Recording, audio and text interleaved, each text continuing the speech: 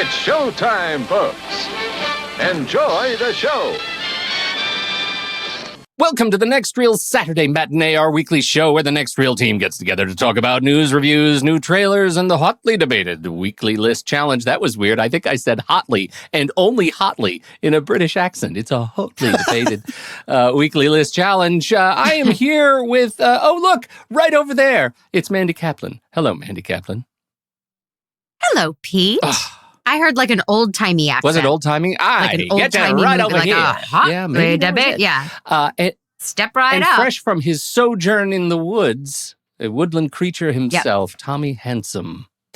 Why, that's horse feathers and applesauce. There we go. That's my old time. There we go. That's all we've got. We have some things to talk about in the movie related universe. And I feel like this is one I've wanted to talk to you specifically about time for a long time. And I think you are behind because you were camping. But I just need to know, because you're a dyed-in-the-wool fan of Neil Gaiman's Sandman graphic novel, we have not talked about the show. And I know we were together when you found out what an Uber fan I was. Yeah. In real time. There was a sat mat with who? Kyle? Yeah. I'm pretty sure. Yeah. I think I was the island out. He's a fan too. And I don't know what he thinks either. What am I going to do with my time? I've heard of Kyle. Have you heard of Sandman? Sandman. No, but I have tried to read Neil Gaiman and I have not enjoyed it. Ow. Because it's fantasy. Yeah. But I acknowledge Neil. Acknowledge his talent and his prolificness. Carry on, Both gents. of those things are true. And so Tom has not finished watching The Sandman on Netflix. No, because I had to go hang out in the dumb woods. Oh, so dumb. Okay, but I started rewatching it today. Yes. I like it a lot. I think it's just faithful enough to be really exciting. It's bringing a lot of iconic moments from the graphic novel series. And it's really sort of like it's coming out of the gate with like hit of like some of the biggest episode or some of the biggest issues from the entire run at certain times. Yeah. Like The Sound of Her Wings, which is episode 6, that doesn't come until like way later, I believe, in the season, but they're doing some really neat things with combining stuff. There's one thing that freaks me out that I don't like. Okay. And I still think that Netflix is lying to us. The aspect ratio. Every once in a while, the aspect ratio is wrong. It is stretched, which is what you do when you export something incorrectly. And they came out later and was like, no, it's supposed to be like that because, it's Weird Dreams. I think someone exported it wrong because it's really, maybe it strikes me more than other people because we were talking about post-production on our other podcast earlier today. I've had so many problems with with things getting stretched and stuff based on different exporting problems. And so whenever I see it, it just looks like a mistake to me. And it's very distracting. But other than that, I'm really enjoying it, even with Dream being the world's biggest fuddy-duddy. He is kind of a fuddy-duddy, but I can't watch. I've seen the whole thing, and I enjoyed it, but I didn't know if I had sufficient permission to enjoy it because I didn't look at all the source material. So I kind of felt like in the back of my mind, I like it, but I need Tom to tell me if it's okay for me to like it. I think it's really good. Yeah, and I think I have no capability for independent thought. Enjoying it even more because you're not constantly comparing it to the source material, because it is definitely differing, but I love it. And one of the biggest things that they did was the huge amount of diversity that was not there in the graphic novel. It was all white, sad, pale people, and they are really, wherever they can, even with the character of John Constantine, who's such a legendary, making him into Joanna Constantine, a sister. I mean, wherever they can, they are adding in females, people of color, and that's thrilling. What a great way to do that. Across the board. I could have used a lot more Joanna Constantine. Yeah, she's neat. I don't know if she's coming back, spoiler alert, but I like her a lot. So I'm really enjoying it. It is giving me the fan service I want. It looks expensive other than the aspect ratio. I'm a huge fan. I'm really enjoying it. Okay, aspect ratio goes straight to Rotten Tomatoes. Yep. What are you watching? I watched all of Blackbird. What's that? On Was Apple. Was that the Edgerton? Yes, Taron Egerton. Oh, I'm so excited to watch real that. Life. Yeah. Very good. Very well done. And the guy, forgive me, I should know his name if I'm going to mention him on a podcast, who plays the killer. Walter Hauser, something like that. He played Richard Jewell, I guess. Yep. He is and he was in Mindhunter. Extraordinary talent. Mindhunter. Oh, was he? Yeah, he was one of the one of the killers in Mindhunter. Yeah, of course he was. Well, he's found his niche. He is so talented. He's so brilliant. He's so engaging, and you just can't stop watching him. I think he's, like an Oscar winner in the making. He's amazing. Taron Egerton is phenomenal. I really liked it. And then the thing we just Walter watched, Hauser, just to fill in that blank. Paul Walter Hauser. I first saw him in I, Tonya. That's right. Right. I, Tonya. Oh, right. So good. He does not seem like an actor. He seems like this weird guy they dragged in off the street to made him do this. He's so good. Oh, but then we watched The Most Hated Man on the Internet, the 3-part doc-series on Netflix about a person, and I'm using that term loosely, named Hunter Moore. Are you familiar with this? No. Hunter Moore? Oh, good. No, I'm so glad you're not familiar. I was not either. My husband, Jer, had read a review, so we watched it. It's infuriating, but it's a good doc series in that it's building a story. Don't Google it. Don't look anything up. If you're interested in an interesting, what's going to happen next, I thought it was a well done series about the guy who made revenge porn a thing. Oh, no. Oh, don't care for it. How many episodes is it ish? 3. I'm going to watch it. 3. Yeah, it was good. So, I mean, the documentary series was good. Okay. And it tells the complete story. So you it's satisfying, but it's a hard watch because he is the most hated man, not just on the internet, just but in general, maybe in the he's world. a hated man. Okay. It's an interesting sort of frontal lobe thing where something gets cut and you just suddenly stop caring about whether or not people hate you. That might be a gift sometimes, but I don't think it always works out. I don't think that always checks. I am excited to say that because of a recent purchase that I made, I'm getting 3 months free of Apple TV Plus time. And so I'm going to watch whatever Mandy was just talking about. I already forgot what it's called. Blackbird. Yes. You should definitely watch that. I'm very excited. You can marginally watch Surface. It's fair. It's almost finished. It's a new Gugu and Bathara series. And It has promise, but it's a really strange, sometimes you're watching it and it just doesn't feel like all of these amazing people are being well directed. They just aren't, it just doesn't feel like they're all in the same thing. But sure. It's they're all such quality people and they've done. I love her. She's amazing. Yeah. And it just feels like a little bit of a talent parade and not a unified piece. So I struggle with it. The mystery is... So I would skip that one, Tommy. Yeah, it's marginal. I will tell you what else not to watch. Can I give you another Apple TV Plus hard pass? Lucky. Luck is a kid's thing. Mandy, have you seen this Apple TV Plus thing? Luck. It's animated. No. It's about a young woman who... is not very lucky, and she falls down a magic manhole and ends up in the world of luck with a black cat played by Simon Pegg, who's always sounds adorable. Like a Pixar movie. It really, really does. It's actually a Skydance Animation Studios. Oh. And you really get a sense that Skydance is new to this. It is straight up terrible. It is a... Why? Is that the one with Jane Fonda? Yes, it is a terrible movie. It's just structured badly. There's the arc, the narrative arc is a roller coaster with loop-de-loops, and then it'll turn around and go the other way, and it just feels like there's no story. And principally in an animated film, when you know that not everybody who is in the movie are in the booth next to each other performing. That doesn't happen in animated movies, and so this feels like I haven't watched a movie in recent time that feels quite so much like these people don't know the movie they're making. They're just reading lines and are spliced together. It is. Did you watch the whole thing? We did. We watched the whole thing, and I question that. I question that. I would. After 40 minutes or so, why would you not be like, oh, this is terrible? Because I'm a person who watches all of movie. If I start a movie, I have to finish it. I'm a completionist. I have to do that. Do you finish a book if you start a book? Yeah. Sometimes it takes me many years, but I will always eventually have to come back and finish the book. Mandy's a real 15 and out. Yeah. I'm a quitter. I love quitting. I love it. It's like canceling plans you made with yourself. Sticking it to the man and Right.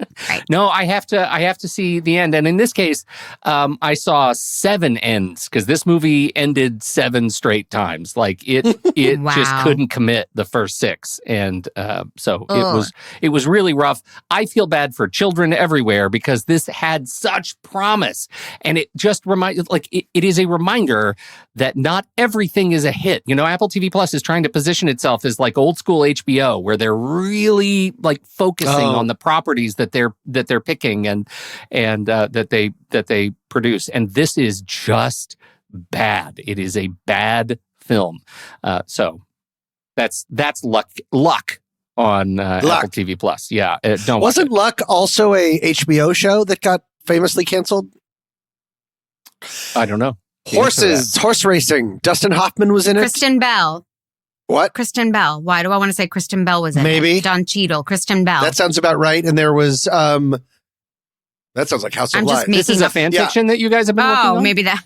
I think it was called Luck, and it was canceled because so many horses died during production. I don't think any horses died in this. I'm not making this up. I will say the cast, this is one of those things, the cast, Simon Pegg, Jane Fonda, Whoopi Goldberg, Lil Rel Howery, John Ratzenberger, staple character voice. Yeah.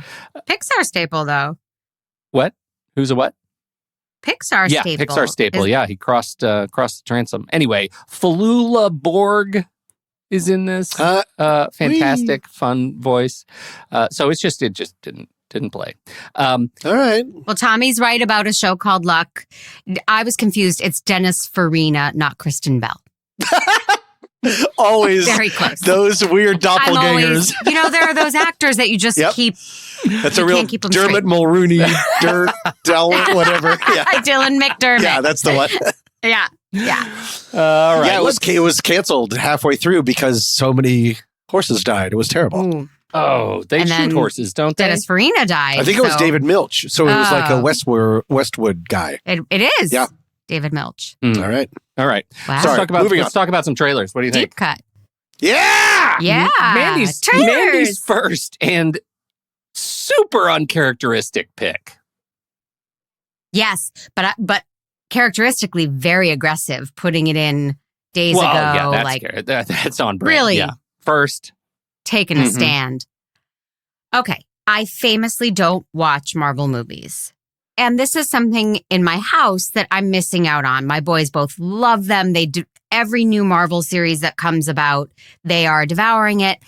Casey tried to convince me that I would like the last one with the teenage superhero. Miss Marvel, which I think I picked as a trailer as well. But then they watched a bit of it without me and they were like, no, it's a very typical, tons of action superhero movie. But this one is the one. It's going to be my entry point into Marvel. It is She-Hulk. Wow! Jeez, what the hell, man? Still in control, no overwhelming feelings of rage. No, a normal amount of rage. You do revert back to Gen form when you sleep. Was the air horn really necessary? For comedy, absolutely. This is a multi-year journey you're about to embark on. Yes. Yeah. Who's your best friend? Nikki. Spandex. Spandex is your best friend. Being a Hulk asks for balance. You have so much more to learn. Yes! So I'm clearly nailing it at all these things. If you want to go back to your life as a lawyer, I respect that. He doesn't mean that.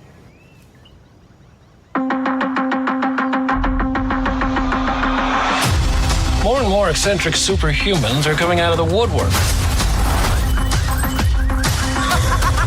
We're going to launch a division for them. And I want the She-Hulk to be the face of it. Jennifer Waters. Namaste. I have a serious conflict of interest. This man tried to kill my cousin, Bruce. Yeah, that's quite all right. Oh. So now that we've watched the trailer, Pete's laughing at me. I think it seems like Sex and the City meets The Incredible Hulk. And I think that's a delightful concept. Sure. I did not watch Black Mirror. Isn't that what Tatiana Maslany's from? No, she is Orphan from Black. Orphan Black. Different. I did not watch that either, but I've heard she's like this extraordinary actress, and I'm really curious to, right? She played 175 different characters. So she looks funny and charming and badass and self-deprecating, and I think this looks really fun. And it as we record, it just dropped on Disney Plus, and we're going to watch the first episode tonight as a family. I'm going to watch a Marvel entity. I'm very excited about this. You're welcome, world. Very excited about it. You're really opening up. Your horizons are broadened. Brave new world. Broad and I want to just the brief disagreement about Miss Marvel. I thought it was extraordinary, mostly because it shows a normal teen life in a Pakistani family, and that was something we just don't see very often. And so I think showcasing, making, like, normalizing that we have multiple cultures in Disney is really, really great, and it deserves eyeballs. So anyway, and I have... They loved... Yeah. Oh, Casey and Jeremy loved It's great. Marvel. Yeah, Everybody it's loved delightful. Also, I've never seen better production design of people texting. Like the way they visualize text messages on screen. I've never seen anything as good as that. It is... That's insulting because he has seen our movie and we did texting in our movie. Seems really weird to say all that. It's really... Ouch. Sorry about that. I must have gotten... Okay. So She-Hulk, Tommy, are you in the bag for She-Hulk? I don't have Disney Plus, so can I refrain for the rest of this? I don't care. I mean, it looks charming in the same way that the Hawkeye show looked charming. Like, I like it when they have a sense of humor and they're kind of playing around, but ultimately, I don't think I'm going to watch it. But not even for Tatiana. I do like Tatiana very much, but I'm not going to buy Disney. There's just not enough on Disney that I care about, and I'm not going to buy Disney just to watch She-Hulk. Although I haven't tried it yet, but there's a bus stop bench near where I live, and there's ads for She-Hulk's lawyer company, and you can call 1-877-SHE-HULK, and I haven't done it yet, but I always like it when they do that. I'm a big fan. When they have actual working I had a friend say shows. they were confused and they thought it was like if you're injured in an accident, call 22222. They thought it was legitimate. That's funny. Which I think is fun. That's cool. Well, I think it looks great. I thought the first trailer, when the teaser trailer that dropped, I did not think was made it look really that great. But as soon as they introduced the like Hulk mentor thing and the fact that Abomination is back in it, like all of these things are like they're tying up lore from the last 23 movies that we've had from Marvel, and I like that their playground is so big now that they can do this. It feels like a run of comics, and that's exciting to me. And I am such a fan of Tatiana Maslany. She was also in the reboot of, oh my goodness, what's his name? Was in The Americans. And he was in this show, Private Detective. Oh, Perry Mason. Perry Mason. He was in the reboot, and she was in that, and she was fantastic. And I love that show. I hope it comes back because it's fantastic. You didn't like it? I did like it. I disagree. Oh. No, that's why I'm making an icky face. Tommy's frozen. I don't know what face he's making, but it's his usual I did face. not like Perry Mason. Oh, I'm so sorry to hear that. I thought it was terrific. But she was also in that, and I thought she was great too. So that is it. So I have one then. I have a trailer. Can we do mine? Okay, yeah. Yeah. You know, I've been looking for the backstory on this trailer. First of all, I think, let me just say this. I think Zac Efron is a hell of a song and dance man. I like that Zac Efron. I didn't know we were allowed to choose softcore porn on this show, but you have chosen mine. Yeah. Good sir. She's a real Efron head. Are you really? You're a big Efron. Okay. Oh. Well, Oh, If she could somehow cram Zac Efron and Taye Diggs into one person. I don't know what to think about this because I like a lot of the people in the movie that I picked. Zac Efron, Bill Murray, Russell Crowe. I feel like a lot of these people, I like the movies that they do. And then it's directed by Peter Farrelly. And I don't know what to do with that because I feel like this movie has a lot of promise. And Peter Farrelly's hit and miss for me. So here you go. The movie is called The Greatest Beer Run Ever. Are you ready? What are we doing? We're gonna run for our lives.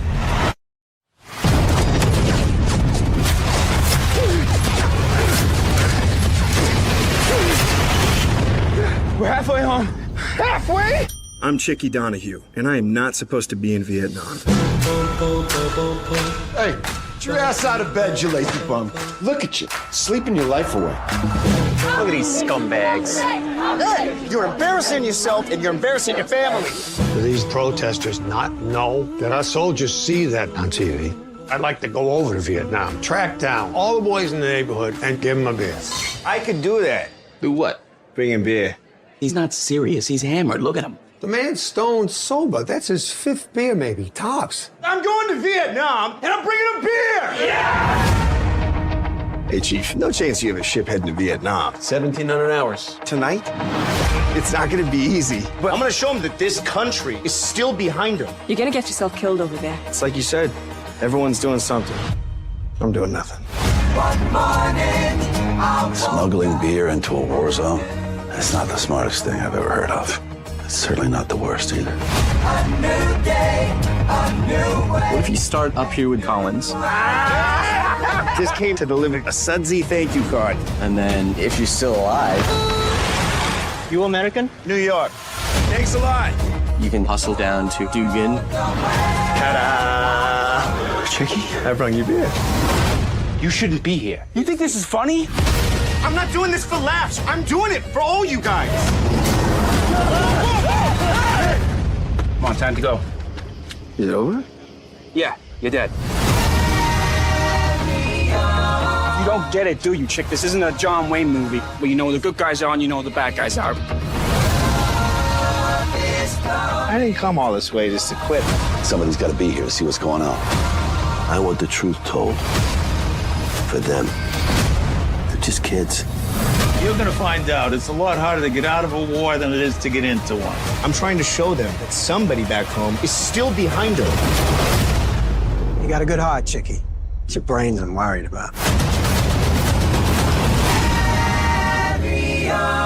Who's this hand job? My next door neighbor. He brought me a beer. Hi.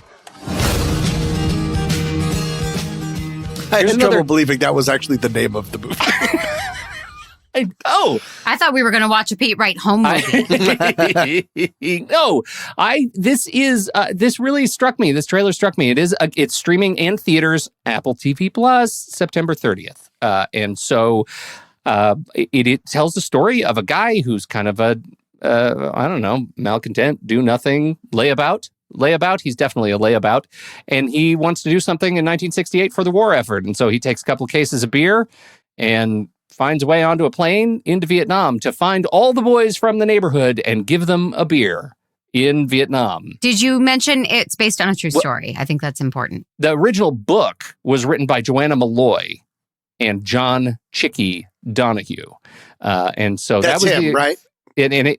I'm sorry? He's Chicky. Yeah, I believe that's true. Yeah. And so they wrote the book together. The book is the same name, Greatest Beer Run Ever. So that's telling. Anyway, what did you think about this? I can't thank you enough. 3 minutes of Zac Efron. I think it looks like fun, and I like that he sort of has an accent and is doing something. He always runs the risk of becoming a little bit Ken dollish for me, like a little bit bland and not really inhabiting people other than just sort of being beautiful.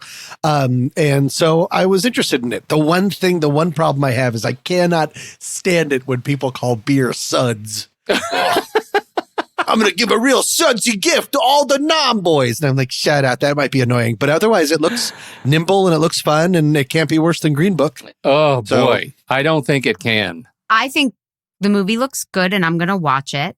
but I thought the trailer was too long and gave everything away. It was like, we did see him hand off a beer to a lot of people. To everybody. A lot of people. And repeated moments of, this is how we're going to show gratitude to our soldiers. But all of that is good. Just shave a minute of that 3-minute trailer for me. I agree with that. And I, if I may get on my Zac Efron soapbox for a moment, he was in a miniseries, not a great miniseries, but he played Ted Bundy. And it was Ted Bundy not really necessarily focused on the murders that he had committed, but like him as a guy who was married or engaged or something and keeping all of this a secret. And he was very, very good. He is a very talented actor. He's not just a pretty boy. Okay. He gets cast mostly as like a Ken doll, and I understand that.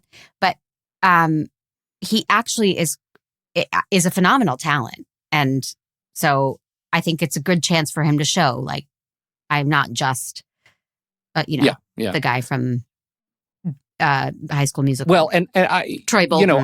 I'm right with you. I feel like the big transformation for me was realizing just how much he could pull off in The Greatest Showman. Which I have some problems with The Greatest Showman as a movie, but man, those song and dance numbers were fantastic.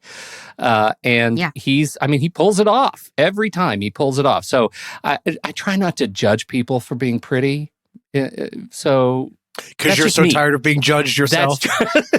Yeah, right. And Tommy appreciates that. But let me just say, just as a survey, Dumb and Dumber, Kingpin, Something About Mary, Me, Myself, and Irene, Shallow Hal, Stuck on You, Fever Pitch, Hall Pass, Three Stooges, Dumb and Dumber 2, Green Book. Dumb and Dumberer. Green Book. And then he's got a bunch of TV stuff, Loudermilk and The Now, and then The Greatest Beer Run Ever. Like, of those movies, there are few of them that I love. Very, very, very few. Like, it's not even hit or miss. It's just mostly miss on the Farrelly Brothers for me. So it makes me nervous to think about this movie, but I just like so much of the other stuff that comes into it. So let's see if it's greater than some of its parts, I guess. Can I bring up something that I find is interesting is it's co-written by one of the writers. I didn't know that Peter Farrelly directed Hall Pass, but it's the same writer, Pete Jones, who I have been following ever since he was the first writer-director on Project Greenlight a zillion years ago on HBO, a show that I was weirdly obsessed with. I watched every single season, even when they sort of went off the rails. And Pete was the very first one. He was the very first writer. Had not directed anything. Project Greenlight didn't know what they were doing, but I've sort of been following his career ever since. That was the Ben Affleck and Jason Bourne show where they would they would pick a script and then give them a certain amount of money, and Miramax would release their movie. And they were always terrible. They were always terrible. That's right. Yeah. Well, speaking of terrible things to do to one another, your trailer is so mean-spirited. I wanted to make you poop your pants. Ladies and gentlemen, I give you the teaser trailer to Fall. Since the accident, I've had this constant, unbearable fear that I just can't shake.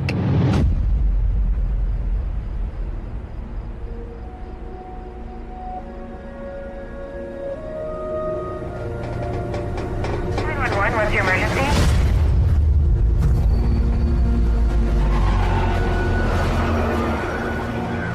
They've actually since released, because it's out in theaters now, they've actually done a bigger enlarged trailer for Fall, but I was a huge fan of just going up one really long tower because I saw it originally in a theater before a film. And yeah, I'm probably going to go see it this weekend. It's actually getting pretty good reviews. Wow. Well, yeah. Okay. All right. Here's the thing. I mean, Jeffrey Dean Morgan is in it. Like, I'm a real, I don't know, Morgan head.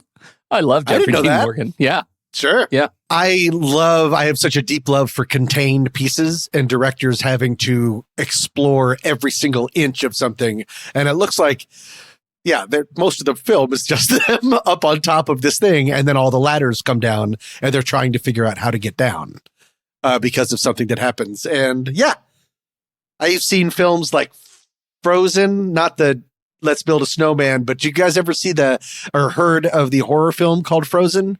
It has Zach Eggers and 2 other people in it. I don't know if Zach Eggers is a real name. They get caught on a ski lift over a long weekend. Yeah, I know exactly. And they just get trapped up there. And then there's land sharks called wolves. So I'm a really big fan of this kind of stuff. And the trailer made me dizzy. And so I'm probably going to go see it. I want to go see it and Bodies, Bodies, Bodies in a double feature. Because I'm a real A24 head. On brand. Mandy, what did you guys think of the trailer? It was so unspecific. And it made me a little nauseous. Like physically nauseous, because it was just that long zooming shot like a roller coaster. That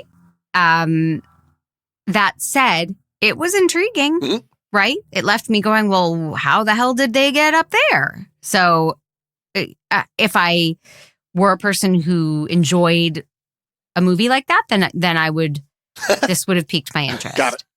Let me know how they got up there, Tommy. I will do.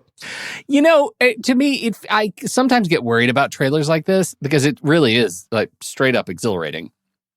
But it also makes me worry that there's not much else to the movie. Like it's just, here we have this 2,000-foot tower and we're going to machine a story around it that we hope you believe, because all we really have is this tower and it's amazing and probably a lot of drones. But there's not much else. So please believe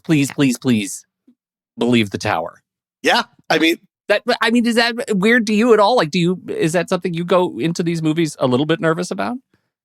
Of course. But I mean, the fact that it has good reviews for a movie of its type helps get over that hump. And then it could be like every once in a while, these people being caught on stuff like The Shallows with Blake Lively, that was surprisingly good. Yeah. Like certain directors can really take this kind of limited setting and really make it sing. And for me, there's nothing more thrilling. Buried, starring Ryan Reynolds, one of my favorites for the year it came out. No, I know you're not a fan. Nope. But there's some really good stuff. So yeah, I'm probably going to see it this weekend. Scott Mann also directed Final Score, Heist, The Tournament, Down Amongst the Dead. I think I've seen Heist. Have I seen Heist? Heist is 2015. We've seen that. Yep. Totally seen that. De Niro. And guess what? Jeffrey Dean Morgan and Kate Bosworth. Oh. Dave Bautista. What? Yeah. What is this movie? Yeah. You haven't seen I've this seen movie? Mammoth's Heist. It's I've seen action thriller directed by Scott Mann. Good to know. So you should check that out. Okay. Well, then I think it's time for us to play a game. Oh. So here's what I have here. Look at what I have here. What? A little beeper? Yeah, I think I probably need to go this way. Oh, yeah. That's better. Because we're not going to mess around this time. We're not going to mess around with... It's going to freak Tommy the F out, and that makes me so happy. Okay. So this is the blockbuster game. You can tell because it actually has the words blockbuster on the logo, and it even comes with a wee sign, just like the blockbuster sign. We're going to be playing it a little bit differently, though. The way it starts, to figure out who goes first, we play a head-to-head round where I'm going to draw a card. And that has some sort of a theme on it. And you get to go back and forth picking movies that are in that theme, right? So if I say, for example, movies in black and white, then you would have to go back and forth and name a movie that's in black and white. And whoever is last goes first on the next round, which is essentially, as I have been informed, the movie game. And do you know how the movie game works? Actor, movie. Oh, yeah. Mm-hmm. That's how it works. That's the game we're going to play. And friendship might win. Don't know. We'll see. But I do have this. Love it. Okay. So here we go. We shall begin with a head-to-head round. Head-to-head. Who goes first? Like, who speaks first? You speak first. Thank you, sir. I appreciate it. It's only because you asked. Like, Tommy's just sitting there like a wilted flower. What? If he'd only asked. Okay. Movies that take place in space. Star Wars. Alien. Star Trek. Aliens. Spaceballs. Event Horizon. Empire Strikes Back. Ooh, the clock has struck. Tommy. Yeah. We're going to start with Event. So now we're doing the movie game. Now we're doing the movie game. Got it. So we're going to start with Event Horizon because that's the last thing you said. Event Horizon, a rescue crew investigates a spaceship that has disappeared into a black hole and is now returned with someone or something new on board. It's very scary. And it is. That is the movie that we start on. So, Tom, you may begin. And we go back and forth. So we go back and forth, and then you have to be ready for a challenge. Yes. This is where the So players, I have to be able to answer your question if you challenge. All right. So you name an actor. Tommy's about to name an actor from Event Horizon. Yes. So good. Thank God. Yep. Okay. Here we go. And the actor I'm going to name. Wait, can I start off Mead? Well, I don't know why you would do that, but go ahead. Jack Noseworthy. Poster Boy. What? Poster Boy? What just happened? What just happened right now? I thought I was so smug about Go Jack ahead. Noseworthy. Challenge me. Challenge me. Poster Challenge Boy. me. Poster Boy? Challenge? I've never heard of such a thing. Mandy Kaplan. What? I made a movie with Jack Noseworthy. This is horseshit. That's the only way I would know who he is. Oh my God. Player, goodness. you played yourself. I was so smug. Oh, Yeah, you are. I'm not eating That dinner was because I just had amazing. just desserts. How's that crow taste? Wow. Huh? Man, oh man, oh man. That would be a great way to end this game. I And wish the we had podcast. the show. Wow, well played. I made a noose out of my own hair.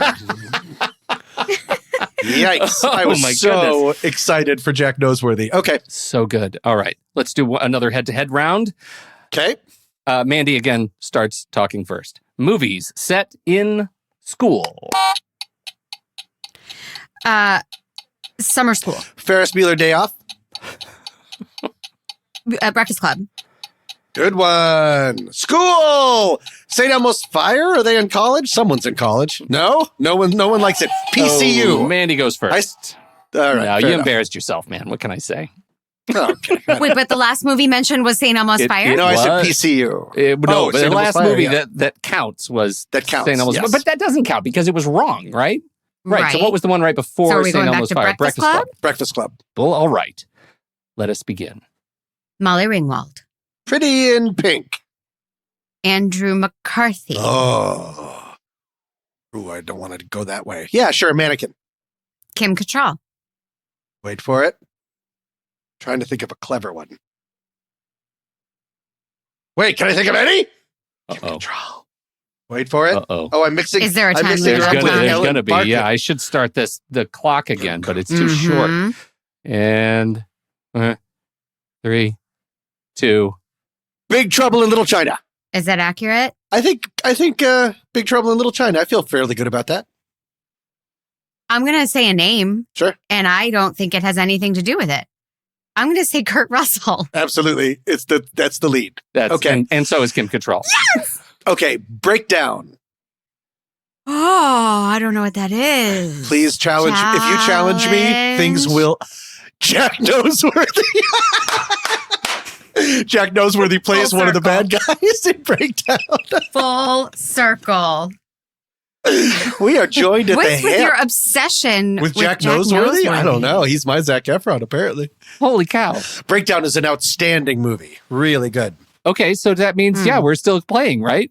Nobody screwed that up. No, because he challenged. She I challenged because she didn't know what and he Breakdown beat was. me. Oh my and I God. gave her Jack Noseworthy. Noseworthy. Where'd you go, Oh Pete? my God. I'm not. So it's 1-1? You guys are too fast. Yeah, it's 1-1. All right, here we go.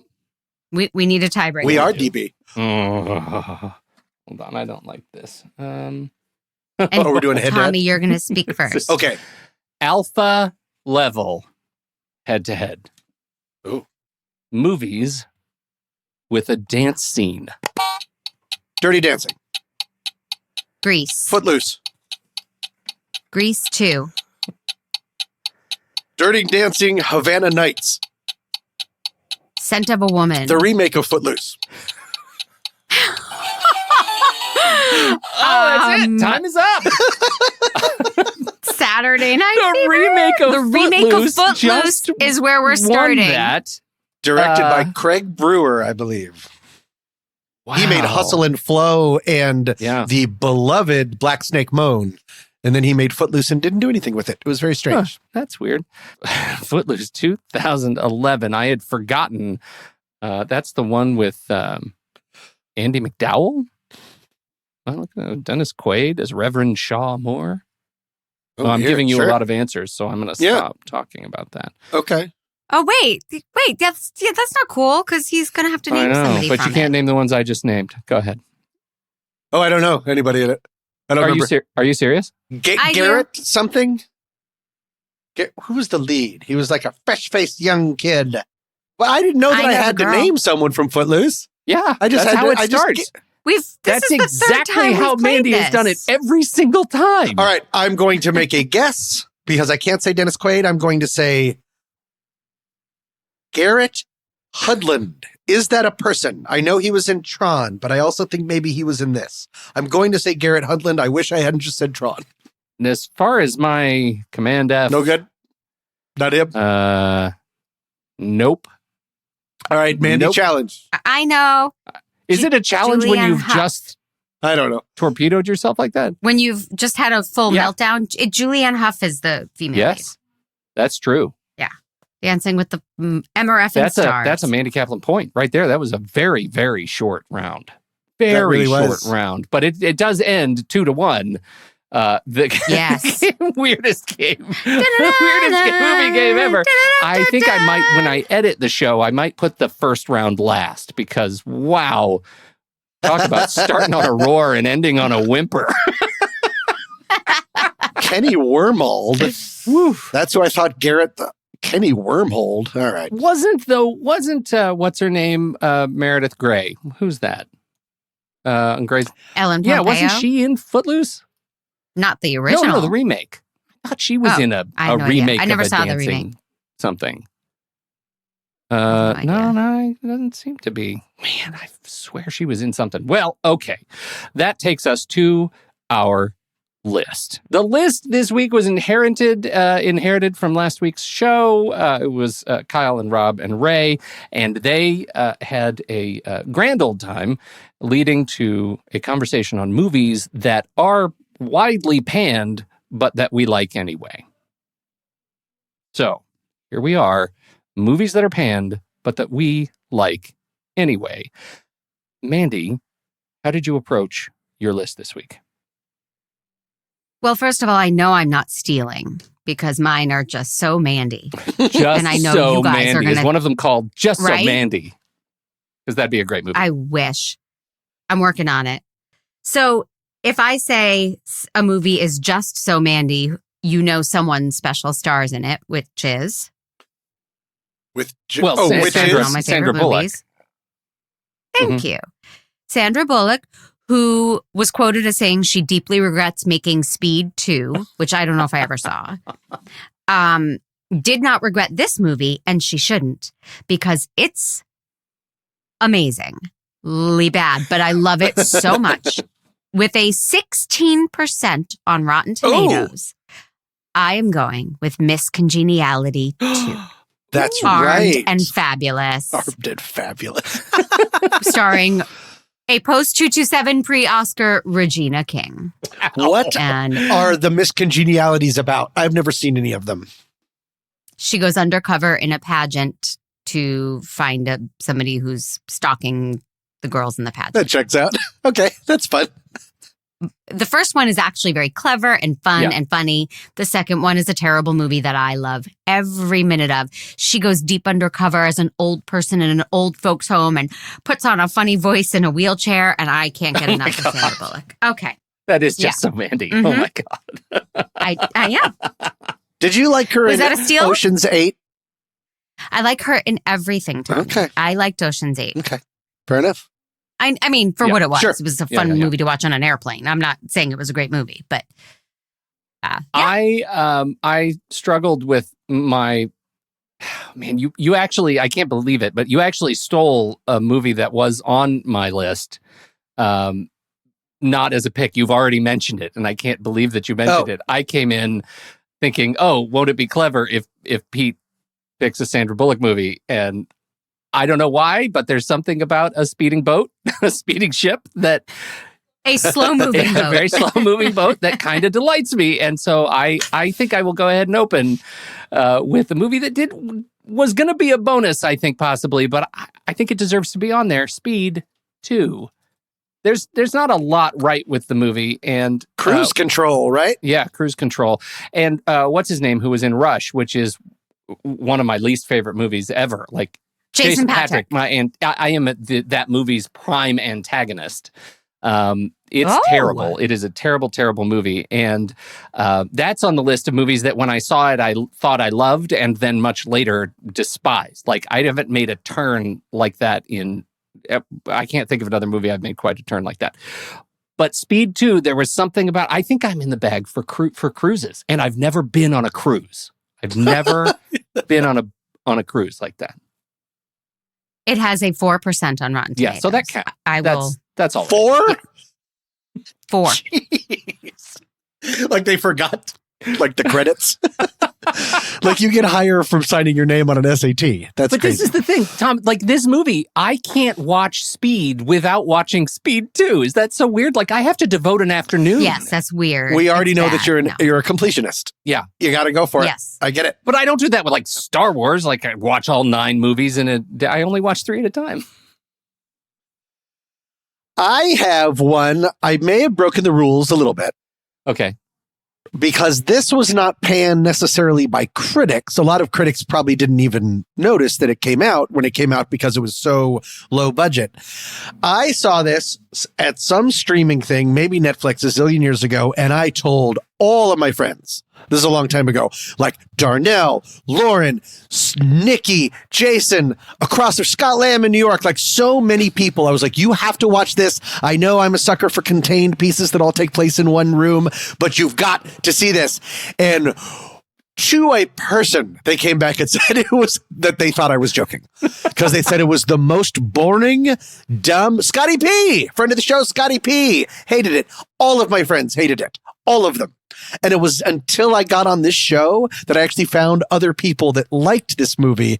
The movie is called, you want to have a guess? It's the test one. Exam. Yeah. You're exactly right. Exam. It's one of my favorite movies. I actually own it. I can see it from where I'm sitting right now. It's 8 candidates in this slightly futuristic sort of figuring out a question that seems to have no answer. And they're all taking a test. And I dearly love it. And I've watched it a ton. And all of my friends think I'm trolling them. This does not, I hate to be a stickler for the rules, but we know I am. Yeah. 62% on Rotten Tomatoes. I already said that it wasn't seen by many critics, but this was panned by all my friends. I'm breaking the rules. I'm breaking the rules, Jack Noseworthy. Let's do this. Mm-hmm. So no, yeah. My next choice was universally panned, but universally loved. And I am, in fact, going to see it Sunday in the theater with a bunch of absolute fans. Fun. It scored 35% on Grease 2, which I think, on Rotten Tomatoes. It's Grease 2. I was reading my notes. That's amazing. You're going to see this in the theater, and I'll be your girl for all seasons. Yeah, it's so bad, and I love it so, so deeply. I actually prefer it to Grease 1, which I know is... No, I do too. It's so campy and weird and insane. I love it. I love it. And I just was obsessed with Michelle Pfeiffer. I wanted to be her. Well, I wanted to be Olivia Newton-John. Right. May she rest in peace. From the time I was like 3 to the time I was 10 when this movie came out. And when this movie came out, I was like, Olivia Newton who? Right. I just wanted to be Stephanie Zanoni. My favorite part about Grease 2 is during We're Gonna Bowl, Let's Rock and Roll, that they clearly edited something out of the song because all of a sudden there's this weird pan to nothing. And then someone who you haven't seen jumps in to frame, and there is a non-logical key change. It goes up like right. one and a I can't wait to half look weird for it. steps, and clearly they are just like, we don't know what to do, so just throw Johnny, have someone jumping into frame, and it goes like, let's bowl, let's bowl, let's bowl. Like, it's insane. I think you might enjoy that. Keep your eyes open for it. I can't wait. It's fun. Good choice. Alamo. Have you ever been to the Alamo Theater downtown? No, not yet. I'm really excited to. Yeah, they're doing like a brunch menu, and you can go and sit and order. And so, yeah. I love it. And you're doing it for your country. The red, white, and the blue. Red, white, and the blue. Amazing. I love it. That sounds great. Peter. Oh, hi. Okay. So there was a time I worked at an institution, and that institution had to, I had to coordinate a partnership with a celebrity, and that celebrity is somebody who has his fair share Jack Noseworthy. of real winners in the box office. The movie that I'm picking is it's objectively a terrible movie, but because of I have a picture of myself with this celebrity with his arm around me, like we were genial like comrades in this project we worked on together. And so when I tell you that this movie starring Ernest Borgnine and Deborah Messing and David Alan Grier and Dean Stockwell and Tim Curry and Tom Arnold, that's the movie I'm talking about. The movie is McHale's Navy. Oh, boy. God, that sounds like a bad fever dream. I don't know what you're talking about. 1997 comedy adaptation of the old TV show. It is very bad, but I have such a good time because these are people who are just having such a good time. And there's something about that excites me about them making that project. And this came out, and it was just 5 or so years later. What? 3% on Rotten Tomatoes. You bested your speed too. Wow. I love it. Outstanding. Yeah. Outstanding. So McHale's Navy, I have an irrational guilty pleasure affection for McHale's Navy. There you go. Tommy. You guys are really blowing the lid off of Panned. Mine aren't quite as panned, I don't think. Hold on, let me look this one up. This is pretty panned, 39%. I really like this movie. You talked about a bunch of people getting together and having a really good time. Mm-hmm. A group of people that I have been watching making films and short films and music videos and forever from way before they were on SNL. I'm a really big fan of the Lonely Island guys. And their first movie, Hot Rod, is a guilty pleasure for me because it's a really, for a first movie, it's a very strong sensibility and it's very consistent of this kind of absurdism, push everything, take a lot of tropes and turn them on their ear. And then the cast is great. Isla Fisher, Bill Hader, Danny McBride, Will Arnett, Sissy Spacek, the great Ian McShane. I really think that this movie was sort of overlooked and as a result has become a big cult hit. So Hot Rod is my number 2 of 2. Outstanding. Those Lonely Island guys, they can pull anybody. Like, it doesn't really matter if what they're doing is broadly funny. They've got some strong connections. Well, I'm just bowled away by what a good director Akiva Shafir is. And then the cute one, Jorma Taccone, something like that, the one that looks a lot younger. He's actually a good director. They're all really, their chops are very impressive. Yeah. All right. Mandy, number 3, bring it home. Number 3. So this is a bad movie. It's just a bad movie. Oh. And I think most people would say it's a bad movie, but I also think most people would say, but I like it. It made me laugh. It's charming. It's harmless bad. Okay. As is Sir Kevin James. He's harmless bad. This is Paul Blart Mall Cop. I've never seen it. I can't imagine it's for me. It's not for you. Yeah.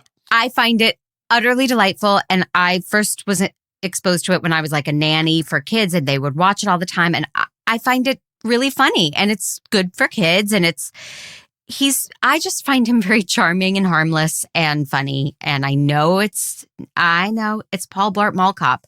It's a 34% on Rotten Tomatoes. I get it. Everybody chill. I have terrible taste. That was the point. I like this. Paul Just Bartolomeo. demonstrates you understood Right. the assignment. That's all. You Thank and me, sir. like together, understood the assignment. Yes, we did. Yeah, Tom, Pete, can I talk to you for a minute? Struggling. I'm also here. Hello, podcasting.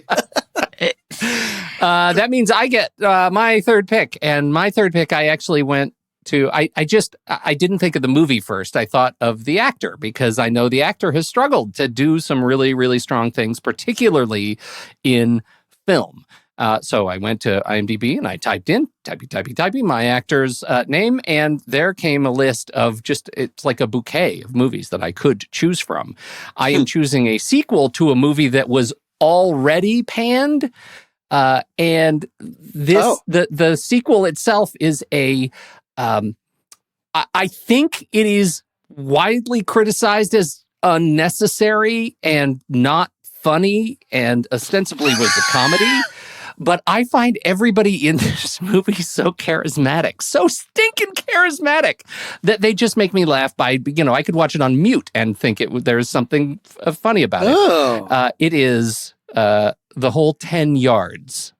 The whole I've never seen any of those either. Yards. Oh. Bruce Willis. I like the first Matthew one. Perry, Amanda Peet, Kevin Pollak.